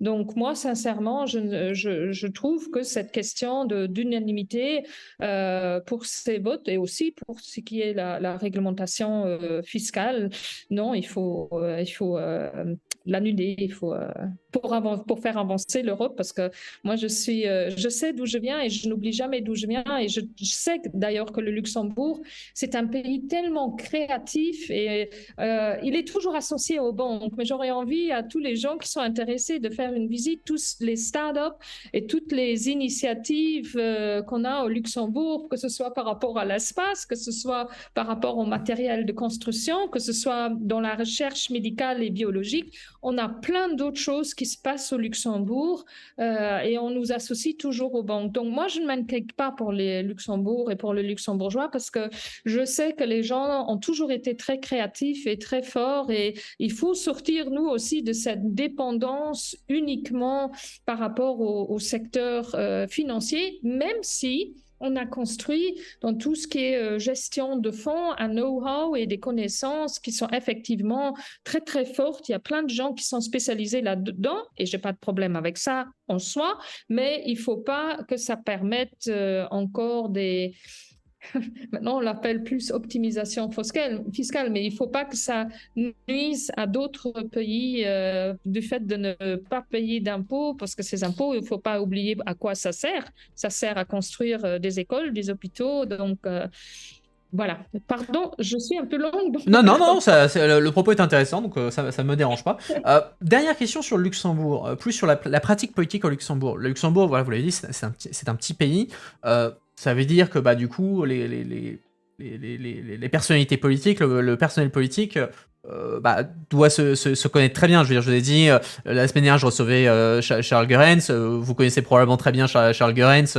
Donc, comment ça se passe, on va dire, la politique dans un pays qui est tout petit où, en fait, bah, votre adversaire politique, c'est quasiment votre voisin Bon, là, du coup, lui, il habite plus au nord du pays. On n'est pas vraiment voisins. Moi, j'habite dans la capitale, en ville, dans le quartier plutôt gare, mais très, très, très chouette. Donc, on n'est pas vraiment voisins, mais comment ça se passe? Ben, oui, tout le monde connaît un peu tout le monde, mais on a un très grand pourcentage d'étrangers, donc presque la moitié de la population est étrangère, et je pense que ça fait beaucoup de bien au pays. Et le fait aussi qu'on soit vraiment au cœur de l'Europe, donc très proche à la limite de Bruxelles, de Paris, de Strasbourg, ça c'est très bien aussi. Donc on a un saut de chat, on est aussi dans nos pays voisins, on vit aussi, pas mal de secteurs bénéficient aussi du travail et je les remercie, j'en profite d'ailleurs ici, du travail des frontaliers. Donc on est un pays où il y a quand même beaucoup de mouvements, beaucoup d'international et ce qui fait, à mon avis, beaucoup de bien au pays. Donc, comment se fait la politique Ouais, bah. Est-ce que selon vous, ça favorise une politique qui est moins conflictuelle parce que vous vous connaissez tous et vous êtes plus amenés à vous fréquenter, ou pour vous, ça fait pas de différence? Je veux dire, vous êtes opposant politique, peu importe que vous soyez dans un petit pays ou dans un grand pays, vous allez tout quand même vous disputer avec eux de la même manière. Bah, pour moi, la politique, oui, on a différentes positions qu'on défend, que ce soit dans un petit pays, dans un village ou à la maison. À la limite, la politique commence à la maison. D'ailleurs, où on défend ses points de vue, ses combats, où on a ses convictions. Et je pense que ça se fait plus ou moins au même niveau, peu importe la taille de la communauté. Donc, on se discute ouvertement. Et moi, il y a plein de gens où politiquement, on n'est pas sur la même longueur d'onde, mais que je respecte. Et peut-être au Luxembourg, oui, surtout dans l'Est du pays, on va boire un verre après. Et puis, mais je pense que ça, c'est partout comme ça. On peut se discuter tant que c'est dans le respect. C'est ça qui fait la démocratie et c'est très bien, peu importe la taille de la communauté. Alors, quelque chose que vous avez mentionné qui, du coup, me fait penser à cette question. Vous avez mentionné, voilà, vous avez parlé de Strasbourg. Et c'est vrai qu'on ne l'a pas mentionné. Le Parlement européen, son lieu de travail principal est à Bruxelles, son siège est à Strasbourg, mais ce qu'on oublie souvent, c'est qu'il y a aussi un lieu de travail au Luxembourg. Alors, comment est-ce que vous percevez le fait d'avoir un Parlement européen qui est éclaté en trois endroits différents? Est-ce que pour vous, c'est comme ça et ça devrait rester comme ça, ou est-ce que vous êtes plus en faveur d'un siège unique du Parlement européen, c'est-à-dire tout rapatrier à Bruxelles? Bah non, on a 3 capitales européennes, pardon. C'est prévu comme ça dans les traités, donc il faudrait déjà changer les traités. Et puis, ça s'est quand même construit historiquement. Il ne faut pas oublier l'histoire derrière tout ça. Donc, nous, au Luxembourg, on a la Banque européenne d'investissement, on a la Cour de justice, on a une partie du secrétariat. Donc, on a un tas de choses qui se trouvent au Luxembourg et où les gens travaillent. Et c'est très bien comme ça. Et ça s'est construit historiquement comme ça. De même façon, je pense que Strasbourg doit rester une capitale européenne aussi et Bruxelles aussi. De là maintenant, quand même, pour être très honnête, le fait qu'on soit une semaine par mois, tous les députés, je dis toujours en allemand, il y a le terme Wanderzirkus, un cirque ambulatoire, que tout le monde, une semaine par mois, aille à Strasbourg.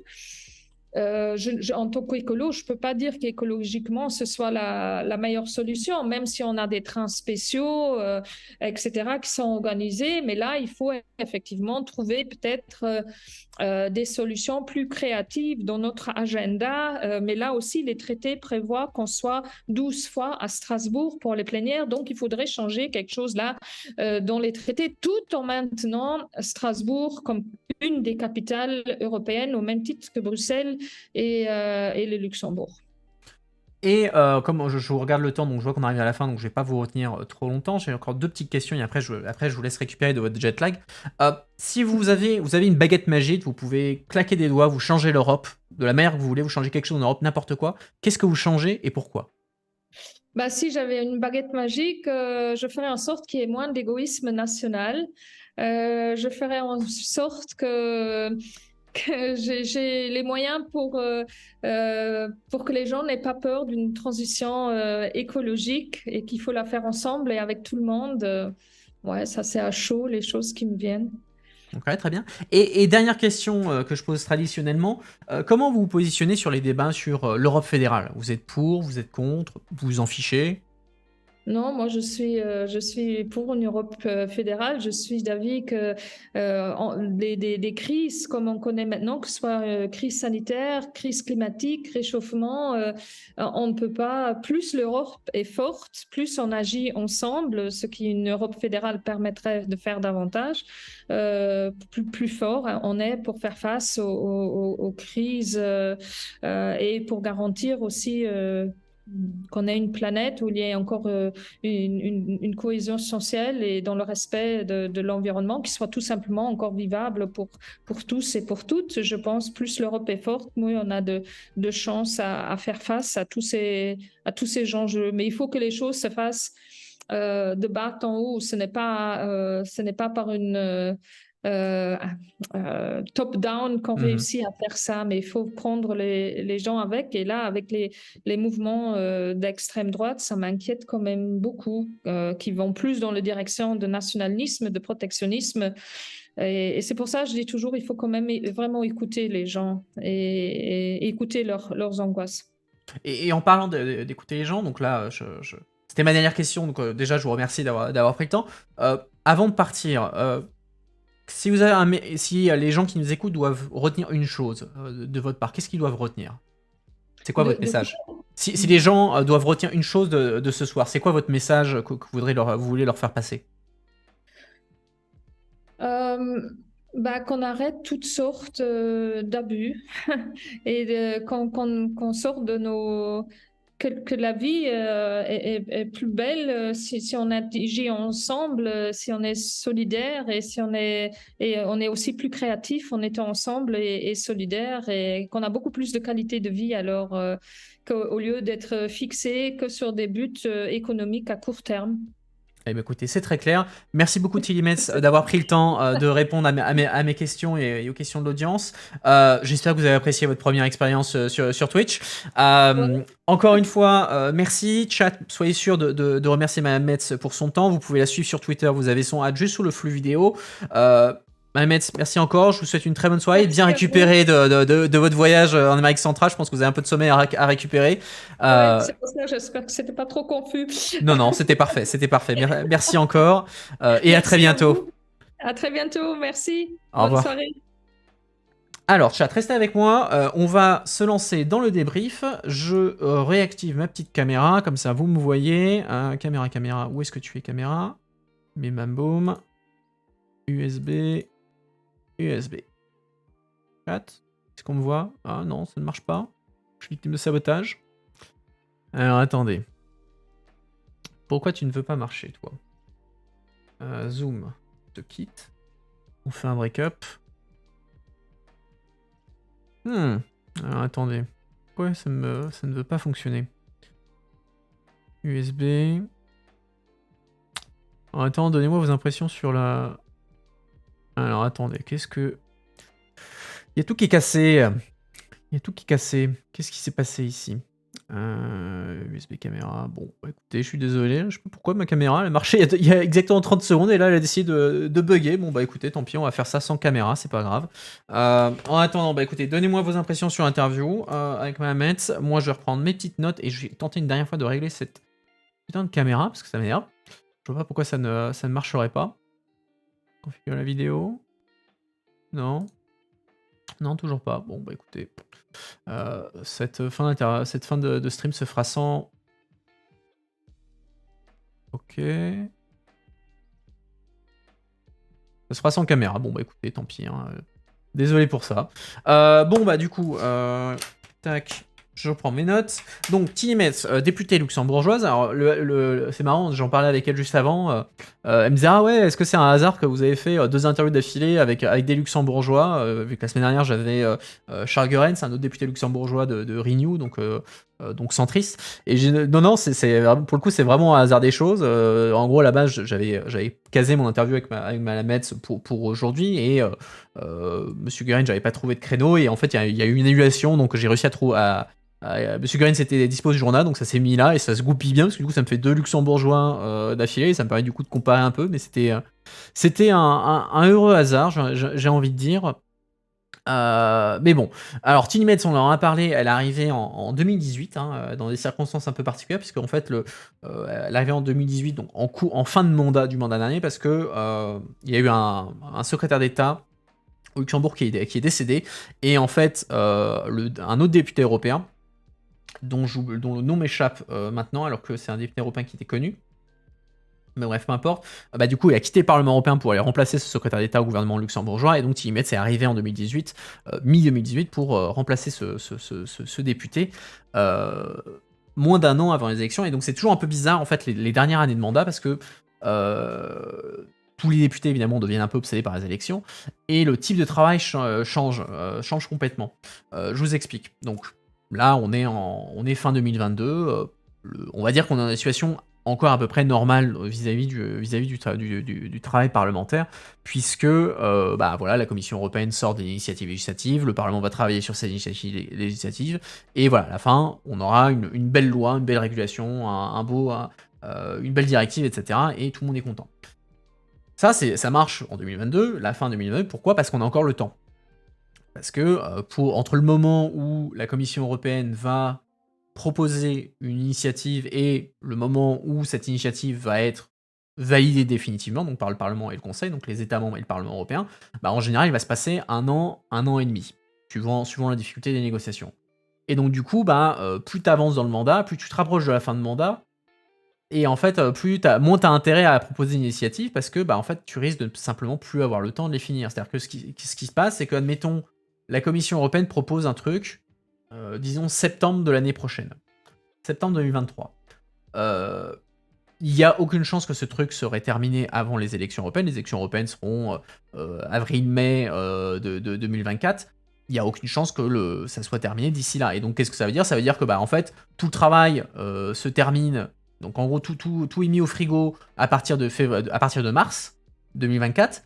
Et tu dois attendre que le nouveau Parlement soit arrivé, soit mis en place, etc. Et donc, tu peux reprendre les travaux avec une nouvelle équipe de négociation, avec des nouveaux gens qui doivent réapprendre le sujet, etc., etc., en gros, en octobre, novembre 2024. Donc tu perds quasiment un an, parce que bah, pendant 6-7 mois, t'as pas de Parlement européen qui soit vraiment en place, t'as pas de commission européenne qui est en place, et donc du coup, bah, t'as un texte qui est un peu dans le limbo, et ça peut partir dans des directions complètement différentes aussi, parce que comme il y a des changements au Parlement européen, bah, ça veut dire que la majorité politique peut changer, que le rapporteur peut changer, donc ce que le Parlement pensait en novembre 2023, bah, le nouveau Parlement en novembre 2024, il va peut-être dire non, moi je pense quelque chose de complètement différent, donc on va un peu changer la direction. Donc c'est toujours un peu le bordel pour les autres institutions, donc du coup ça a un impact sur la nature du travail qui est fait dans les institutions. Ça veut dire qu'en gros, grosso merdo, jusqu'en passé l'été, on va dire passé été 2023, il n'y aura plus rien qui va... Enfin, pas plus rien. On va arrêter d'avoir des initiatives qui vont être présentées, il ne va plus y avoir de propositions de règlement, plus de propositions de directives.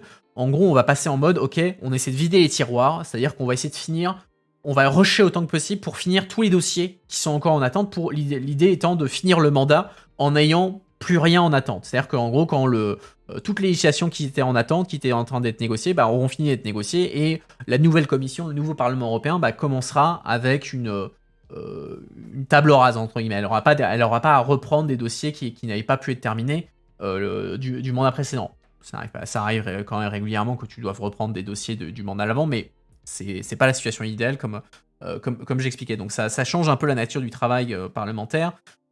Et c'est pour ça que je disais que la dernière année de mandat, c'est toujours un petit peu bizarre, parce que t'as moins de travail parlementaire. Les députés commencent à devenir obsédés par les élections, les institutions commencent à passer en mode élection, etc. Donc ça change passablement la nature du travail. Et à partir de 3-4 mois avant les élections, il n'y a plus rien qui se passe. En gros, tu vas au bureau, enfin, t'es assistant parlementaire, tu te pointes au bureau, tu suis un peu l'actualité, etc. Mais t'as pas de réunion, t'as pas de dossier à assurer, etc. Donc t'attends de voir un peu ce qui va se passer. Et après, en tant qu'assistant, ça te permet aussi de préparer ta transition si jamais tu veux quitter le Parlement, etc. Mais voilà. On a parlé de taxonomie verte. Donc la taxonomie verte, on en a parlé en long, en large et en travers pendant de multiples streams. Donc c'est ce mécanisme cette espèce de label européen pour diriger les investissements vers ce qui est conçu, ce qui est vu comme des énergies vertes renouvelables ou de transition, parce qu'il y a aussi il y a aussi le gaz et le nucléaire qui sont inclus dedans, parce que l'idée est de dire ça peut aider à faire la transition et tout. Attendez, cette histoire de caméra me frustre tellement depuis tout à l'heure. Je suis toujours en train d'essayer de régler ça. Ça m'énerve. Mais tant pis, on va faire avec. Qu'est-ce que je disais? Je disais un truc probablement très intéressant. Oui, taxonomie verte. Et donc ce texte est très... Le gaz et le nucléaire sont compris dedans. Oui, effectivement. En gros, alors je vous explique. Il y a eu un texte, une législation, je me souviens plus le nom du règlement ou de la directive, qui dit, c'est un truc sur la transition énergétique, etc. Et dans ce règlement, il dit, la Commission européenne, le Parlement européen et le Conseil donnent mandat à la Commission européenne pour créer un label européen, un label vert, pour diriger les investissements vers les énergies vertes ou de transition. Et ça, c'est un truc que la Commission européenne fait dans son coin. Il n'y a pas besoin que... ce qu'on appelle un acte délégué, il n'y a pas besoin que le Parlement européen, que le Conseil... il n'y a pas besoin que le Parlement européen, en tout cas, légifère dessus derrière. En gros, c'est un peu comme un décret. C'est censé appliquer, c'est un truc qui permet d'appliquer le règlement ou la directive que tu as décidé. Et donc la Commission européenne, dans son travail là-dessus, elle a inclus évidemment les énergies renouvelables, mais elle a aussi inclus, sous pression notamment de la France et d'Allemagne, le gaz et le nucléaire. Pourquoi? Parce que les Allemands reposent beaucoup sur le gaz. Il n'y a pas que les Allemands, mais ils reposent beaucoup sur le gaz. Les Français reposent beaucoup sur le nucléaire, et donc ils disent les Français disent le nucléaire c'est une énergie décarbonée, donc ça doit faire partie des mix énergétiques pour faire la transition écologique. Donc du coup il n'y a pas de raison que le nucléaire ne soit pas dedans. C'est une énergie décarbonée, ça ne génère pas de dioxyde de carbone. Et les Allemands et les autres disaient le gaz, certes c'est une énergie fossile, mais ça peut servir en gros d'énergie de transition pour par exemple sortir du charbon. C'est-à-dire, je prends la Pologne, il fonctionne avec des centrales au charbon, l'argument c'est de dire la Pologne va pouvoir sortir du charbon plus rapidement si elle peut s'appuyer sur des centrales au gaz, et des centrales au gaz modernes, performantes, etc., que si elle doit continuer à s'appuyer sur le charbon parce qu'elle n'est pas en mesure d'investir immédiatement sur du renouvelable. Ça, c'est les arguments qui étaient sortis. La Commission européenne a dit OK pour acheter un peu la paix des ménages en Allemagne et en France, avec des conditions quand même, parce que c'est pas par exemple tout le nucléaire, c'est pas tout le gaz qui est dedans, t'as des conditions, c'est-à-dire que par exemple pour le gaz, il faut que ça soit uniquement des nouvelles centrales à gaz qui sont modernes, avec des seuils d'émissions particulier, c'est uniquement de manière temporaire, donc c'est pas un truc ad vitam aeternam, etc. Le nucléaire, pareil, c'est que pour les nouvelles centrales de petite taille il y a tout un tas de conditions qui permettent de dire c'est pas n'importe quel investissement dans le gaz, n'importe quel investissement dans le nucléaire qui sont ok. Mais voilà, c'est un truc qui est très controversé, puisqu'évidemment, on l'a entendu, Tillmets dit, mais non, mais ça c'est c'est une, comment dire? C'est une perversion de l'intention initiale du Parlement européen et du Conseil. Ça ne devrait pas, on ne peut pas faire une transition énergétique en disant que le gaz et le nucléaire c'est vert, donc c'est n'importe quoi, il faut s'en débarrasser. Et arrivent là-dessus les États membres, où en gros, tu as l'Autriche et le Luxembourg qui ont dit: «Bah écoutez les gars, moi votre taxonomie verte, je trouve que c'est de la merde, donc j'attaque la Commission européenne en justice». Donc l'Autriche et le Luxembourg attaquent la Commission européenne en justice devant la Cour de justice de l'Union européenne pour essayer de faire annuler cette taxonomie verte. L'argument, c'est pas de dire, ils vont pas en disant oui, nous on veut pas que le gaz et le nucléaire soient dedans, parce que c'est pas l'objet la Cour de justice n'est pas là pour dire est-ce que le gaz et est-ce que le nucléaire sont des énergies vertes. En revanche, ce qu'ils disent, c'est la Commission européenne a outrepassé son mandat, elle allait plus loin que ce qu'elle avait le droit de faire. Et l'inclusion d'un truc comme le gaz et le nucléaire, ça c'est trop différent du mandat de base, ça s'écarte trop du mandat de base qu'elle avait, et ça aurait dû nécessiter une nouvelle initiative législative où du coup le Parlement européen et les États membres auraient eu l'occasion du coup de débattre et de décider à la majorité si nous le gaz et le nucléaire devaient être inclus dedans. Et donc ils essaient sur cet argument-là de faire tomber la taxonomie. C'est très récent, hein, on va encore attendre quelques mois avant que la Cour de justice se prononce sur ça, mais voilà, c'est un des débats un peu chauds dans les institutions européennes sur ces questions des transitions énergétiques. Un point qui était intéressant qu'elle a dit, quand j'ai dit ah bah tiens, comment est-ce qu'on fait pour faire face à l'accroissement de la consommation énergétique, elle a dit non, moi je pense pas que l'Europe va avoir une consommation électrique qui devrait aller en augmentation. Au contraire, on devrait devenir plus je pourrais dire plus austère, mais voilà, plus économe, faut investir dans l'isolation, etc. On n'a pas besoin de toujours augmenter la consommation, etc., etc. Bon, après, je l'ai un peu mentionné dans ma question, là où il y a un truc à prendre en compte, c'est que, oui, effectivement, il y a des efforts à faire en matière d'isolation, etc., etc. À côté, si on prend par exemple la question du transport, il y a une grosse priorité qui est donnée à la voiture électrique. Hein, faut pas oublier que l'Union européenne enfin, est-ce que c'est adopté définitivement? Oui, je crois que l'Union européenne a adopté, du moins il y a eu un accord de trilogue sur ça, le fait que les moteurs à explosion, donc le moteur qui est dans la plupart des bagnoles qui circulent, sera interdit à partir de 2035. C'est-à-dire qu'après 2035, il ne pourra plus y avoir de voiture neuve qui sera mise sur le marché avec un moteur à explosion. Ce qui, de facto, veut dire que tu dois avoir... L'accent est beaucoup plus mis sur des voitures électriques. Et donc, du coup, si après 2035, toute nouvelle voiture doit forcément être une voiture avec une dimension électrique, ça veut dire que tu vas mécaniquement avoir une augmentation de la consommation électrique en Europe. Même si tu fais tous les efforts du monde en matière d'isolation pour réduire un peu ta consommation électrique, etc., mécaniquement, il va quand même y avoir une augmentation de la consommation électrique. Enfin, là, pour le coup, je vois pas trop comment on pourrait esquiver ça. Enfin, ouais, ça c'est un point de débat, encore une fois, sur l'évolution future de la production d'électricité dans l'Union européenne. Ensuite, on est passé à un sujet complètement différent. On a parlé Covid, puisqu'il y a une commission, pas une commission d'enquête, une commission spéciale sur le Covid pour un peu faire le bilan calmement, en pensant à chaque instant, pour regarder un peu qu'est-ce que l'Union européenne a fait sur le Covid et voir qu'est-ce qui était bien fait, qu'est-ce qui a été mal fait. Et on a notamment parlé des SMS de Ursula von der Leyen, donc la présidente de la Commission européenne. Alors pourquoi est-ce qu'on parle des SMS de von der Leyen? Parce que von der Leyen, à un moment donné, dans la presse, s'est vantée en disant voilà, moi j'ai été très impliqué dans le règlement de la crise Covid. La preuve, je me suis même impliqué dans les négociations moi-même, en ayant des échanges SMS avec le patron de Pfizer, donc une entreprise pharmaceutique, suisse ou allemande, je ne sais plus, allemande je crois. Et donc du coup j'ai aidé à négocier les contrats. Et du coup les autres disent attendez, vous êtes impliqué dans tout ça, mais du coup qu'est-ce que vous avez mis dans... C'est quoi vos échanges SMS avec Pfizer? Enfin, qu'est-ce que vous lui avez dit? Vous avez négocié les prix? Vous avez fait quoi dans ce truc-là? Et du coup von der Leyen a dit, ils ont demandé tiens, montrez-nous les SMS, et von der Leyen a dit non, ça n'a pas vocation à être diffusé, c'est la Commission européenne a baqué ça en disant oui, c'est de la communication éphémère.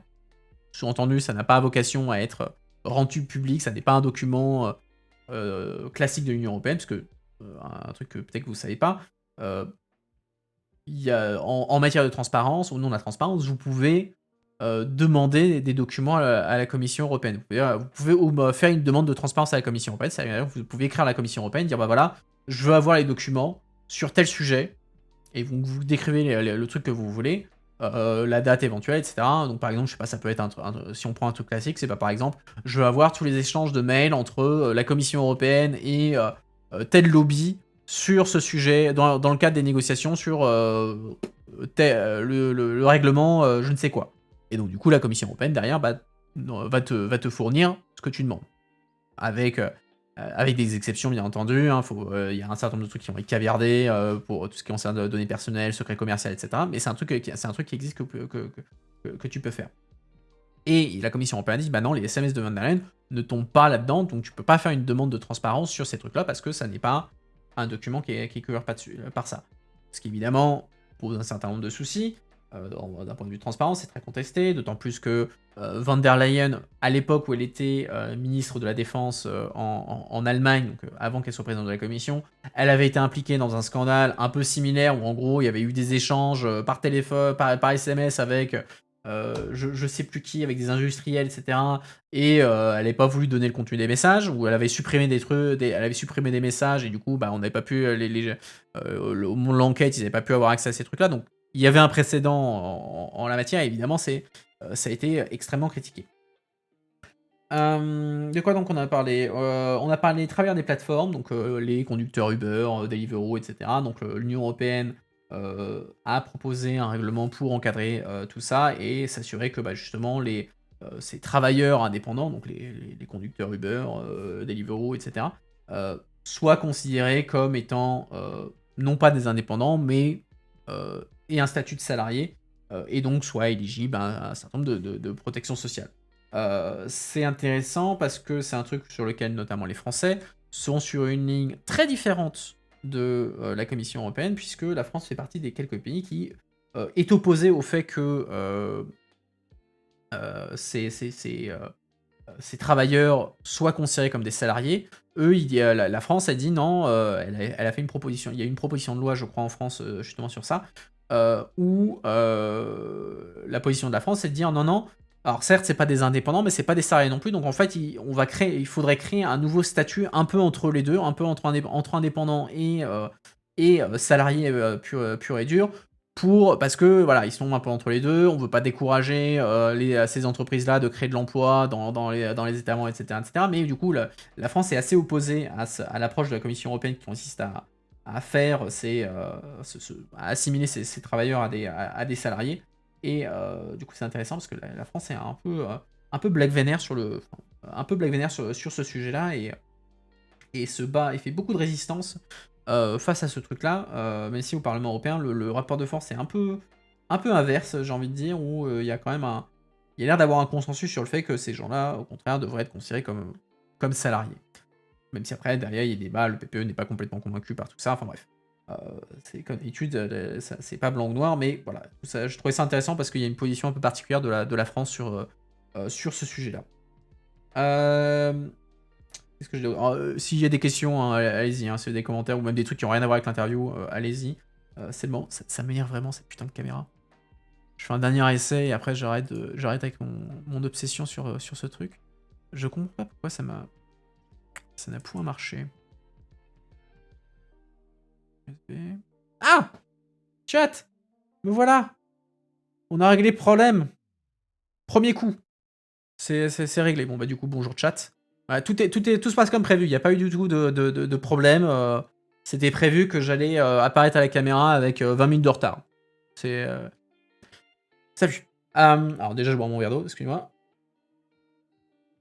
Alors maintenant qu'on a la caméra, du coup, je passe à mon sujet suivant. On a parlé agriculture. Et notamment, un truc qui s'appelle Farm to Fork. Merde, pardon, désolé micro. Un truc qui s'appelle Farm to Fork. De la ferme à la fourchette, en bon français. Qui est en gros, comment je vous explique ça simplement? C'est un paquet de législation européenne qui applique à l'agriculture les politiques environnementales. En gros, c'est comment est-ce que l'agriculture devient plus verte, entre guillemets. Comment est-ce qu'on rend l'agriculture un peu plus verte, grosso merdo, pour contribuer à la lutte contre le changement climatique, etc. etc. C'est un truc qui, depuis Day One, est super controversé. Les études sur lesquelles la Commission européenne s'est basée pour faire ça sont très contestées, notamment par les agriculteurs qui disent que il y avait des études qui ont été mises dans le tiroir par la Commission européenne et donc qui n'ont pas été révélées jusqu'à ce qu'elles soient leakées, qui montraient que en fait les propositions de la Commission européenne pouvaient mener à une réduction de la production alimentaire, ce qui n'était pas ce que la Commission européenne disait que ne serait pas le cas. Donc là, il y a eu des grosses polémiques sur ça, de base. Et ensuite, on se retrouve avec déjà la guerre en Ukraine et la crise énergétique, qui rajoute une nouvelle couche à tout ça, puisque, bah voilà, même si encore une fois, il n'y a pas de risque en termes de sécurité alimentaire de l'Union européenne, c'est-à-dire l'Union européenne est autosuffisante, elle est capable de se nourrir et même avec la guerre en Ukraine, elle est capable de produire sa propre nourriture. Le problème que la guerre en Ukraine a créé, c'est celui des marchés extérieurs. C'est-à-dire que sur le marché mondial a été déstabilisé par la guerre en Ukraine parce que l'Ukraine et la Russie étaient des gros fournisseurs, notamment de céréales, pour un certain nombre de pays, notamment en Afrique et je crois aussi en Asie du Sud-Est. Et donc du coup, c'est que ces pays ont perdu un accès, les prix ont augmenté, etc. Donc du coup, les pays n'étaient plus capables d'acheter la nourriture. Donc il y a un problème d'accès. Il n'y a pas un problème de production, il y a un problème d'accès à la production à cause des coûts. Et donc du coup, l'argument qui est sorti, c'était de dire, mais attendez, dans ce contexte-là, est-ce qu'on veut vraiment mettre en place des politiques qui, comme les agriculteurs le disent, réduiraient la production alimentaire de l'Union européenne, et ce qui veut dire accentuerait encore plus les problèmes sur le marché mondial, puisque du coup les Européens produisent moins de nourriture, c'est-à-dire qu'ils sont capables d'exporter moins, et on accroît entre guillemets la difficulté d'accéder à la nourriture sur les marchés mondiaux.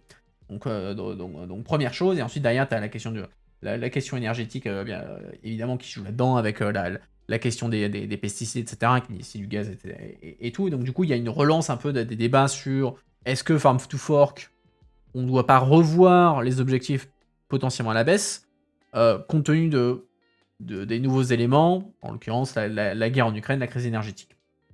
Alors là, suivant évidemment qui vous demandez, Kimetz, elle dit que non, au contraire, ça veut dire qu'il faut continuer à faire ce qu'on fait parce que voilà, il y a une urgence énergétique, faut qu'on devienne plus vert, etc., etc. Et en devenant plus vert, on a une production alimentaire moins intensive, plus respectueuse de l'environnement, etc. Ça participe à tout ça, donc faut surtout pas s'arrêter. Et les agriculteurs qui disent, bah non, ça va aggraver les choses, ça va créer des problèmes potentiellement pour l'Union européenne qui ne sera plus en mesure de produire assez de nourriture pour l'extérieur, etc., etc. Bref, c'est un truc un peu bordélique. Et évidemment très controversé. De quoi on a parlé je regarde un peu l'heure, ouais ça va, je peux encore discuter un petit peu avec vous. On a parlé ensuite du Luxembourg, on a parlé de Jean-Claude Juncker. Ah, Juncker, mon préféré. Et donc Metz, donc député vert, qui disait ah ouais, Juncker, faut quand même lui reconnaître que c'est quelqu'un qui a insisté sur le pilier social de l'Union européenne, ce qui est vrai, hein, puisque Jean-Claude Juncker, même s'il est appartenu au PPE, donc il est à la droite, hein, c'est le groupe européen où il y a les Républicains en France. Mais le Luxembourg a toujours été, on va dire, sur l'aile gauche du PPE. Plus vraiment des chrétiens démocrates old school, avec l'importance de la démocratie chrétienne, un pilier social, etc. Et en plus, Juncker, compte tenu de son histoire personnelle, hein, il vient son père, alors il y a une histoire un peu particulière, son père a été réquisitionné dans l'armée allemande pendant la Seconde Guerre mondiale, son père a travaillé dans les usines sidérurgiques, etc. Donc il a un passé, enfin histoire familiale plus dans l'industrie. Donc c'est des gens qui ont travaillé dans l'usine et donc voilà, pour lui, Juncker a toujours été quelqu'un qui disait voilà, il y a une importance à faire du social, y compris au niveau européen, il faut renforcer le pilier social, etc. etc. Donc il a toujours été un sujet sur lequel il a beaucoup insisté pendant son mandat et pour lequel apparemment il est reconnu. Et à l'opposé, là par contre, Scarmates, il dit voilà, par contre, en revanche, sur les questions environnementales, c'était pas son sujet, ce qui est vrai, hein, Juncker c'est pas vraiment son sujet, l'environnement, et du coup, bah voilà, même si il y avait Timmermans qui était déjà aux manettes pour essayer pour insister sur ce. Non, c'était pas Timmermans, c'était Cañete, le commissaire Cañete, donc un Espagnol. D'ailleurs, histoire drôle, Cañete, donc Cañete qui était donc, comme je l'ai dit, commissaire européen espagnol en charge de l'environnement. Et au début du mandat, tout le monde voulait sa tête. Enfin, toutes les ONG voulaient sa tête. Pourquoi? Parce que il se trouve que Cañete est ingénieur pétrolier. Hein, il a étudié la pétrochimie à l'université. Il est devenu ingénieur. Il a travaillé évidemment juste après. Après ça, il a travaillé pour l'industrie pétrolière en tant qu'ingénieur. Sa famille a des liens avec le secteur pétrolier, etc. Donc voilà, il y a un background clairement avec l'industrie pétrolière, et donc du coup les ONG à l'époque étaient là, non mais comment, c'est un scandale qu'on mette un commissaire en charge de l'environnement qui a des liens avec le pétrole, etc. C'est inacceptable, faut le virer. Il n'a pas été viré, il a clarifié des trucs, si mes souvenirs sont bons, il a complètement séparé, il a viré tous les actifs qu'il pouvait avoir, que sa femme pouvait encore avoir, sa famille pouvait avoir dans un certain nombre d'entreprises pétrolières, etc. Pour limiter encore une fois les conflits d'intérêts.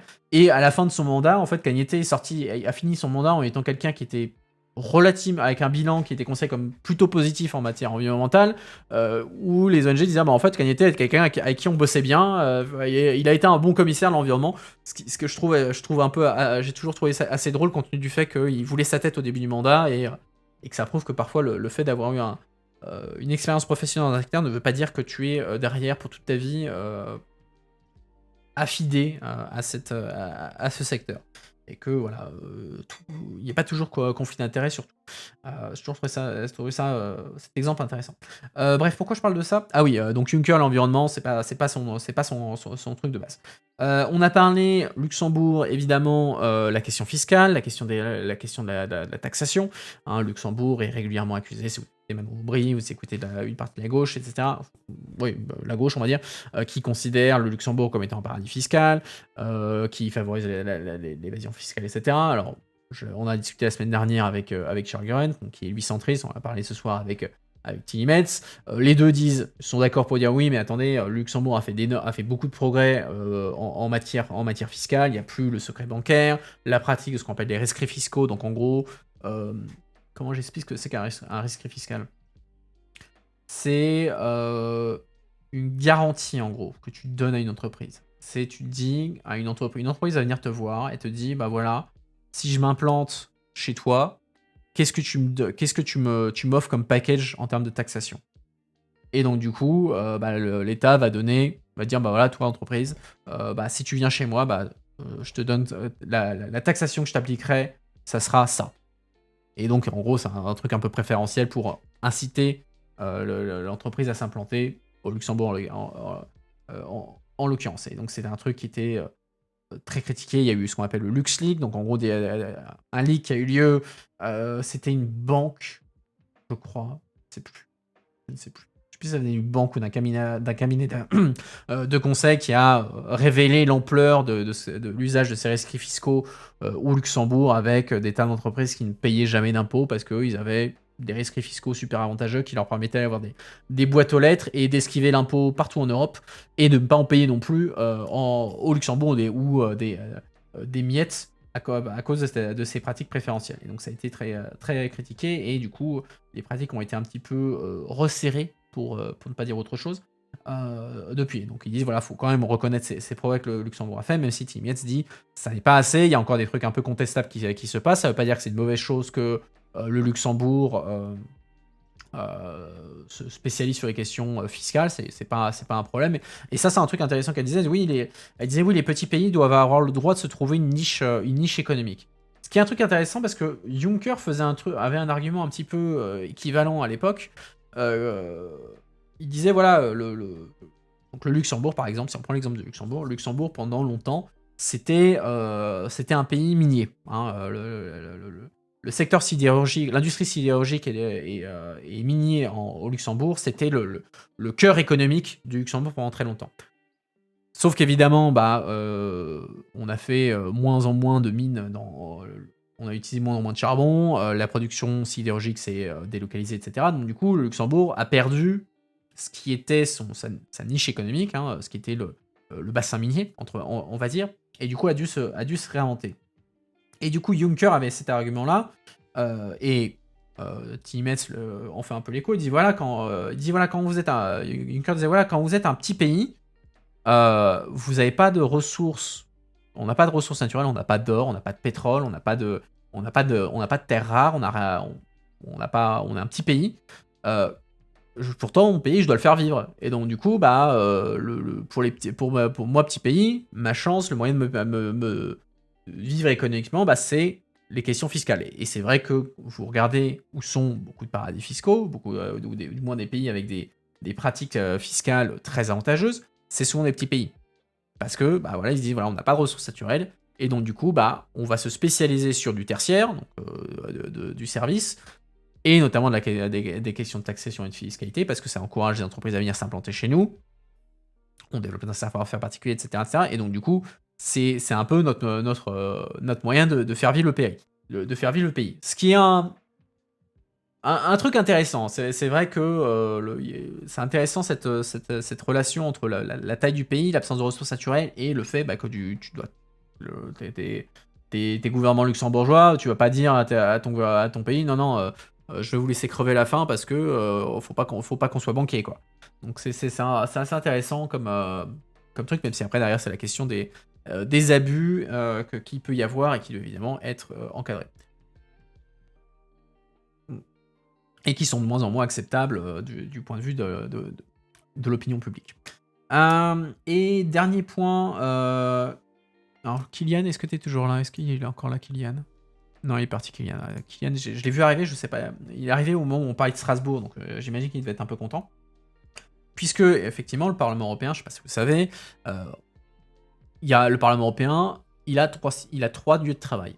Il n'est pas juste à Bruxelles, il n'est pas juste à Strasbourg, il est à Bruxelles, à Strasbourg et au Luxembourg. Luxembourg, souvent on l'oublie, mais une partie du Parlement européen est au Luxembourg. Je dis une partie parce qu'en fait, c'est plus le côté back-office. Vous allez avoir une partie du secrétariat, les services de traduction, une partie du service informatique et les services financiers, je crois, du Parlement qui sont au Luxembourg. Et du coup, en fait, tu m'écoutais religieusement. Ah, très bien. Merci pour le follow. Et qu'est-ce que je disais? Oui, Luxembourg. Donc voilà, il y a une partie des trucs qui sont au Luxembourg.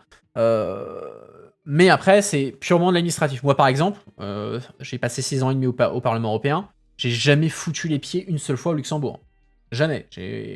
L'immense majorité des gens au Parlement européen, qu'ils soient députés ou assistants,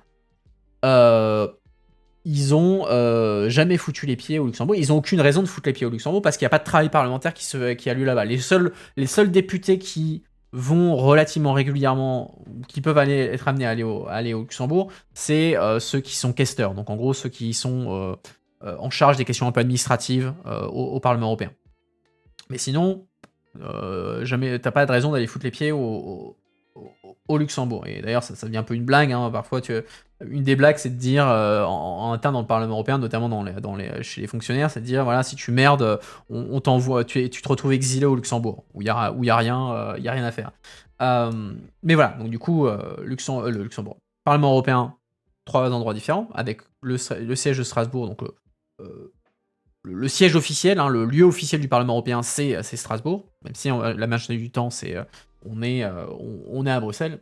Et donc, du coup, je pose la question, le siège unique, quand vous positionnez, est-ce qu'il faut garder ce Parlement européen éclaté en 3 endroits? Est-ce qu'il faut tout rapatrier ensemble, etc. Et donc, elle dit non, le Parlement européen, c'est important qu'il y ait 3 capitales européennes. Dans tous les cas, c'est dans les traités, on peut pas changer ça comme ça. Ce qui est vrai, hein, effectivement, la répartition du Parlement européen et des institutions, c'est dans les traités, donc ça veut dire que si tu veux changer ça, il faut l'unanimité. la France, le Luxembourg, n'ont aucune raison de renoncer à leur partie du Parlement européen, loin s'en faut. Et donc elle dit voilà, non, non, moi je pense qu'il faut que le Luxembourg, Strasbourg et Bruxelles restent des capitales européennes. Faut peut-être optimiser la manière dont le fait qu'on aille une fois par mois à Strasbourg pendant une semaine, c'est peut-être pas le truc le plus écolo, etc. Faut qu'on réoptimise un petit peu tout ça, même si on a une obligation dans les traités, ce qui est vrai, hein, dans les traités, il est écrit que le Parlement européen doit se réunir 12 fois par an à Strasbourg. Au moins 12 fois par an, ça peut être plus, mais ça peut pas être moins. C'est-à-dire que si le Parlement européen se réunit moins de 12 fois, sauf circonstances exceptionnelles, par exemple pendant le Covid, bah là, tu peux te faire la France va t'attaquer en justice si tu vas te faire tacler, ce qui est déjà arrivé, hein. La France a déjà taclé, a réussi avec succès à tacler le Parlement européen sur le fait ils avaient fait des plénières à Bruxelles plutôt qu'à Strasbourg. Mais du coup, j'ai posé question parce que c'est vrai que à chaque fois que tu as un vote sur le siège de Strasbourg, donc est-ce qu'il faut rapatrier, est-ce qu'il faut se débarrasser de Strasbourg? Évidemment, la majorité des Français défendent le siège de Strasbourg, parce que voilà, c'est en France, etc., etc. Mais aussi les Luxembourgeois. Les Luxembourgeois votent toujours en soutien du siège de Strasbourg. Pourquoi? Parce que bah, si jamais, ils sont pas bêtes, ils se disent, bah voilà, si jamais le siège de Strasbourg tombe, bah Luxembourg aussi va tomber. Et c'est pas bon pour nous. Donc du coup, à chaque fois, les Luxembourgeois votent avec les Français pour garder le siège à Strasbourg. Non pas que ça ait grande importance, dans le sens où le Parlement européen n'a pas son mot à dire, on va dire, puisque c'est dans les traités. Donc il n'y a que les États qui peuvent changer ça. Le Parlement européen, ça fait plusieurs années qu'il y a une majorité, que les Français perdent le vote. Ça fait il y a des votes au Parlement européen où que le Parlement européen dit il faudrait peut-être réfléchir à des alternatives au Parlement européen à Strasbourg, peut-être toi patrie à Bruxelles, etc. Donc le Parlement vote ça, mais en fait, ça n'a aucune valeur puisque le Parlement européen, c'est pas lui qui a le pouvoir de décider ça, c'est uniquement les États membres, puisque c'est dans les traités. Et voilà, c'est à peu près ce que j'avais à vous dire. Du moins, c'est ce que j'avais noté de mon côté dans mon petit carnet. Je sais pas si vous avez des questions ou des sujets que vous voulez que je discute. Sinon, bah écoutez, moi, je ferai ma petite conclusion. Je suis un peu fatigué, donc ça me va si on fait pas un truc de 2 heures. Je vous laisse une minute pour voir s'il y a des questions. Sinon, moi, je fais ma conclusion. Hop.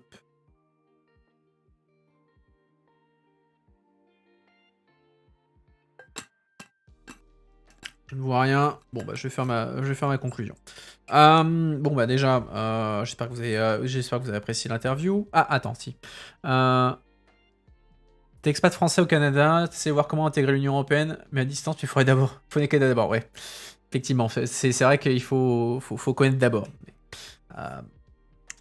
Mais ouais, bon, bah, du coup, content que tu apprennes des trucs via la chaîne sur ça. Si tu as des questions particulières, hein, tu fais savoir, hein. Je veux dire, encore une fois, à chaque fois, dans ces parties-là, je couvre surtout les sujets qui ont été discutés pour l'interview, mais si les gens ont des questions autres, faut les poser, ces questions, et moi j'y réponds avec grand plaisir, hein. C'est là pour ça, hein. Donc faut pas se sentir obligé, faut pas se sentir interdit de poser des questions parce que ça n'a pas été discuté dans l'interview. Non, non, on est dans la phase discussion, on va parler des sujets qui ont été discutés dans l'interview, mais ça peut être n'importe quel autre sujet qui a été discuté. Et d'ailleurs, là, ça me fait penser... Là, on n'a pas eu Nightbot, je sais pas pourquoi il a planté. Il me met pas les quotes. Enfin, il met les quotes, mais il met pas les facts. Donc du coup, je vais vous balancer un Eurofact. Un Eurofact? Est-ce qu'il marche celui-là? Non, merde. Ah non, c'est EUFacts. Putain, j'oublie mes propres commandes. Non? Putain, j'oublie mes propres commandes Nightbot.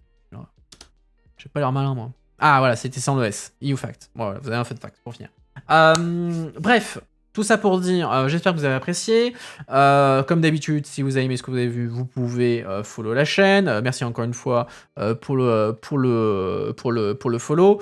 Si vous avez vraiment aimé ce que vous avez vu, vous pouvez sub, vous pouvez lâcher une pièce à votre streamer via Ko-fi. Hop, je vous mets là tous mes réseaux sociaux. D'ailleurs, il y a une nouveauté maintenant, je me suis inscrit aujourd'hui sur Mastodon. Alors, je viens de commencer un Mastodon, je maîtrise pas encore, mais officiellement, maintenant, j'ai un compte Mastodon. Vous pouvez me suivre sur Mastodon. Donc, le lien est dans la petite liste que je vous ai mis là-dedans. Donc, vous avez juste à cliquer et ensuite, hop, vous pouvez me suivre là. Et voilà, j'ai un compte Mastodon maintenant, je vais apprendre à connaître tout ça. La prochaine fois que je vous vois demain en anglais, si vous voulez, avec une autre interview avec une députée européenne, Karen Melchior, une députée danoise du groupe Renew. Donc ce sera demain à 20h. Et sinon, je vous retrouve dimanche en français avec mon Eurobubble Therapy où je vais avoir en invité Michael Malherbe, qui est le gars qui est derrière le compte Twitter La Com Européenne, qui analyse la communication européenne, notamment sur les réseaux sociaux. Et mon deuxième invité, c'est Hugo, qui gère la chaîne YouTube Into Europe. Donc on va faire ça dimanche à 19h, on va discuter de l'actualité, on va parler mèmes, on va parler de plein de trucs différents, ça va être fun. Donc viendez ma bande. Et sur ce, écoutez, je vous souhaite à tous une très bonne soirée et j'espère vous revoir soit demain, soit dimanche, soit à un autre moment. Sur ce, écoutez, à fort bientôt. Ciao tout le monde.